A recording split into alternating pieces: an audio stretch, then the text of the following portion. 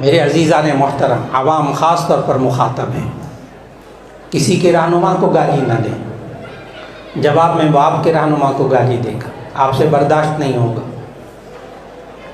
ہمارا معاشرہ بہت کڑوے لمحات میں ہے۔ اپنی زبانوں کو ان 10 چیزوں سے پاک رکھیے۔ جس گھر کے اندر، عوام کے لیے بات بڑے غور سے سنیے گا، جس گھر کے اندر حالات خراب ہوں، ان 10 چیزوں کو اپنی زبان پر بالکل نہ لے کر آئیں، اللہ اس گھر کے حالات کو درست کر دے گا۔ کر کے دیکھ لیں۔ ایک تعویذ دینے لگا ہوں، تعویذ بتانے لگا ہوں، اور آپ سب پورے مجمع کو اس تعویذ کی اجازت دیتا ہوں کہ آپ بھی کر سکتے ہیں وہ تعویذ۔ کون سے کلمات ہمیں نہیں بولنے چاہیے جو ہمارے لیے وبال جان بن جائیں گے، اور کون سی اچھی باتیں ہیں جو کہ ہماری تولی جائیں گی۔ بڑے غور سے بات کو سننا ہے۔ اب عوام کو یہاں سے سمجھ میں آنا شروع ہو جائے گا انشاءاللہ۔ کلمہ، یہ تمام علماء جانتے ہیں کہ لفظ کو کلمہ کہتے ہیں۔ لفظ کسے کہتے ہیں؟ جو منہ سے نکلتا ہے، زبان سے نکلتا ہے۔ اور یہ زبان سے نکلنے والا لفظ یہ اتنا اثر رکھتا ہے کہ شرح جامی میں آپ نے پڑھا، علامہ جامی وہاں کیا فرماتے ہیں؟ وجہ تسمیہ کلمہ کی پڑھا آپ نے کہ کلمہ کو کلمہ اس لیے کہتے ہیں کہ الکلم الجرح، کلمہ کہتے ہیں زخم، زخمی کرنا۔ جس طرح زخم انسان کے دل پر، بدن پر اثر کرتا ہے، اس طرح یہ کلمہ منہ سے نکلنے والا لفظ دوسرے انسان پر اثر کرتا ہے۔ اور آپ کو وہ شرح جامی کے اندر جو پڑھی آپ نے اتنی موٹی بڑی کتاب، اسی جگہ آپ نے حضرت علی کرم اللہ وجہہ کا شعر پڑھا، کمال کا شعر ہے حضرت علی کرم اللہ وجہہ کا، جو علامہ جامی نے نقل کیا۔ ذہن میں آپ کے موجود وہ شعر، میں شعر پڑھتا ہوں پھر اس کے بعد ترجمہ بھی اس کا عرض کرتا ہوں، آپ کو سمجھ میں آئے گا گھروں کے اندر کیا ہوتا ہے۔ حضرت علی کرم اللہ وجہہ نے وہاں شعر جو کہا بڑے غور سے سننے والا، جراحات السنان لها التیام ولا یلتام ما جرح اللسان۔ جراحات السنان لها التیام، نیزے جو زخم لگاتے ہیں وہ مندمل ہو جاتے ہیں، ولا یلتام ما جرح اللسان، زبان جو زخم لگاتی ہے وہ مندمل نہیں ہوتے۔ اس نے مجھے فلاں وقت میں یوں کہا تھا۔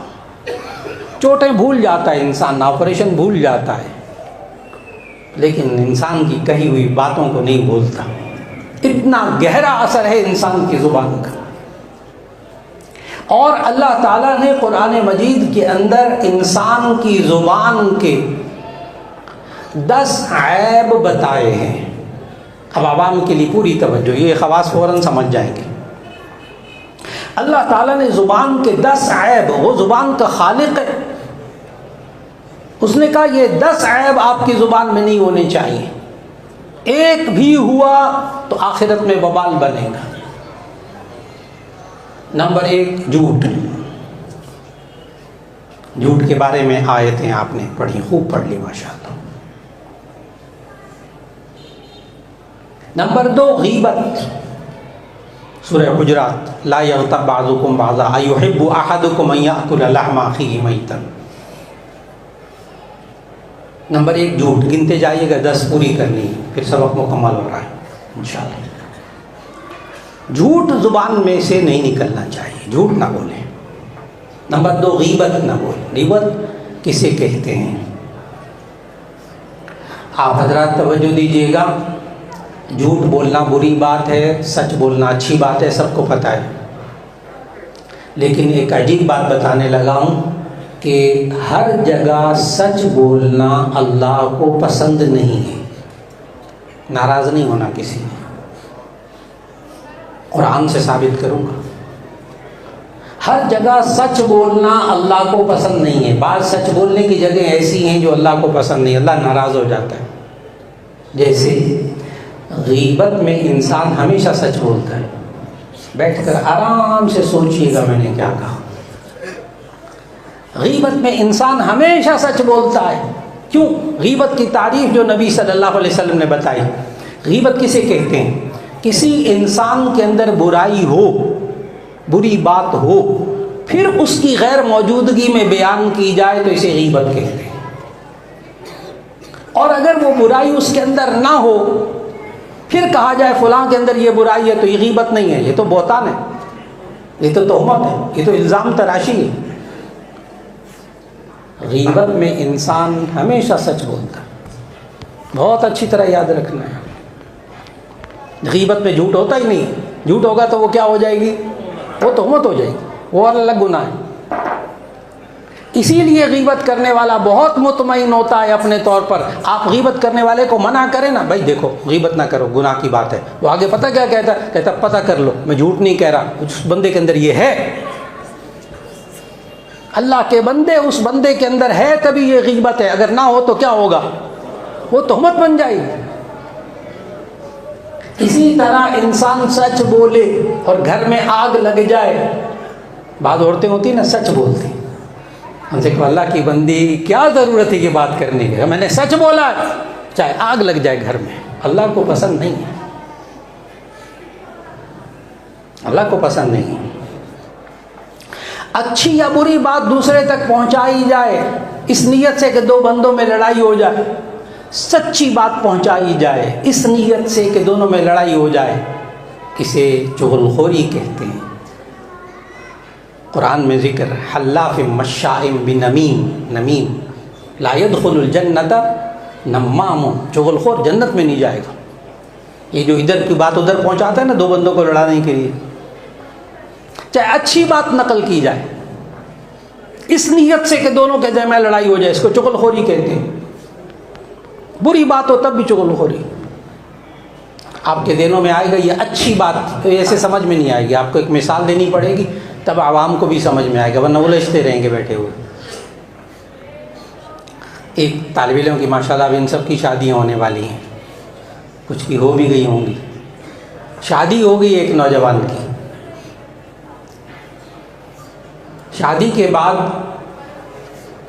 دلہا نے اپنی بیوی کے لیے ایک سوٹ لا کر دیا۔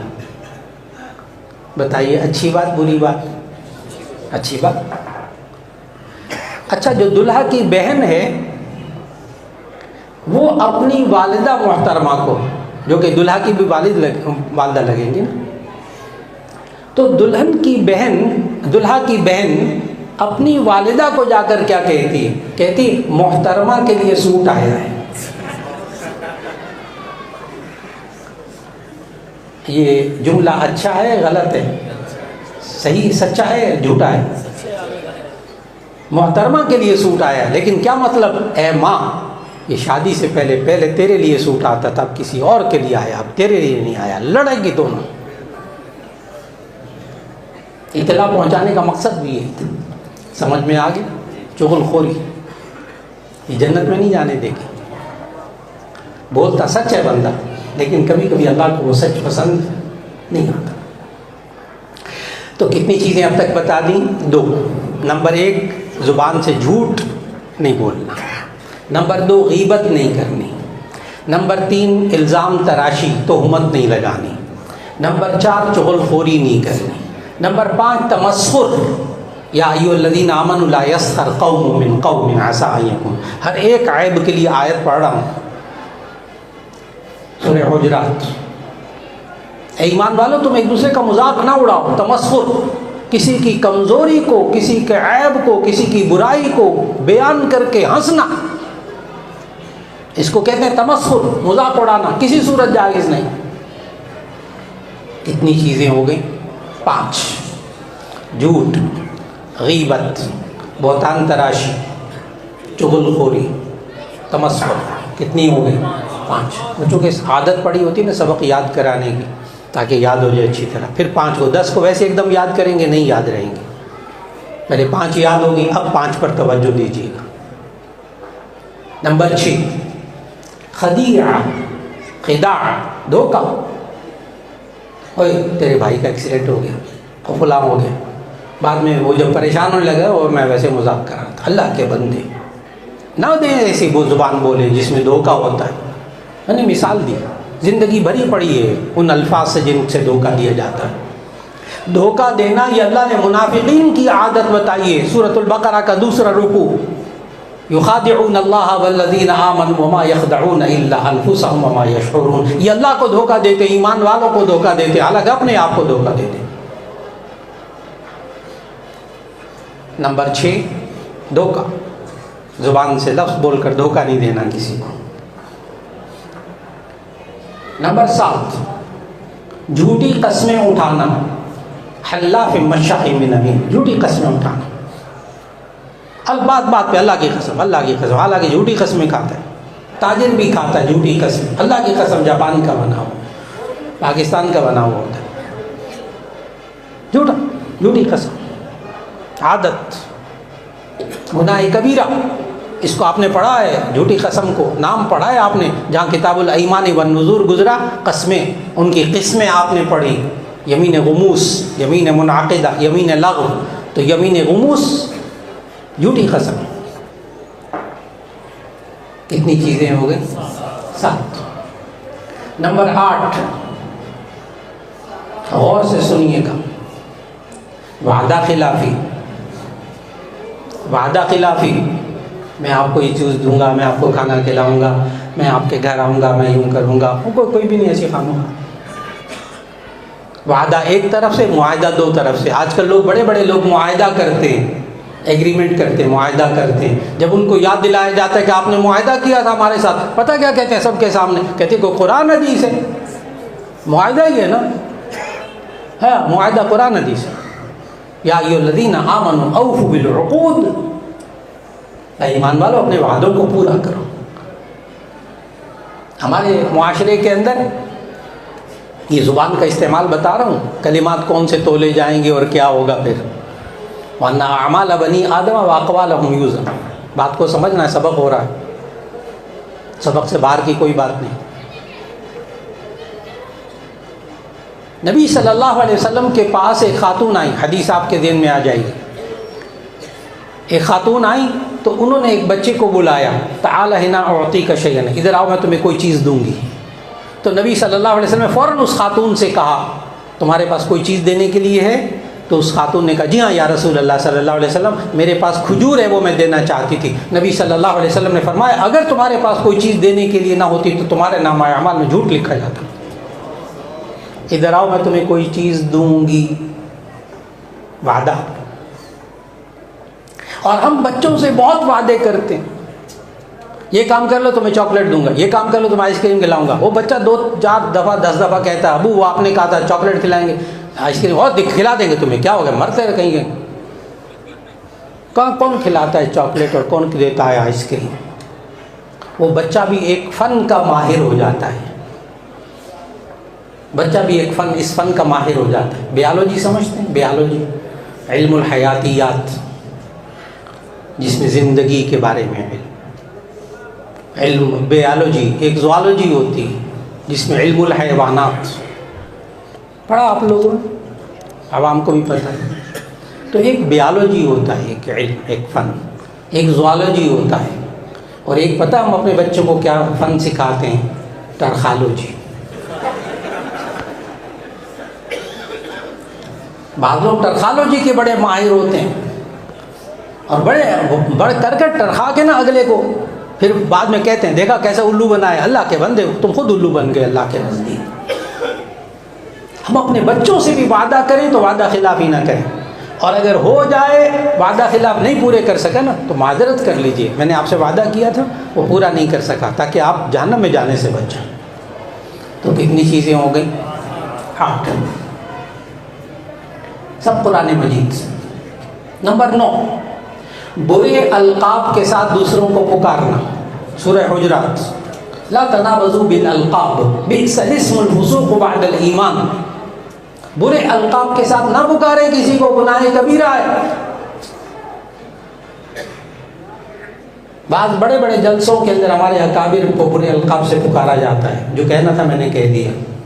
گناہ کبیرہ، سب کے سامنے گناہ کبیرہ کا ارتکاب کرتے. نہیں کا صیغہ ہے لا تنابزوا بالالقاب. کتنی چیزیں ہو گئیں؟ آخری 10ویں چیز جس سے اللہ نے منع کیا وہ ہے گالی دینا.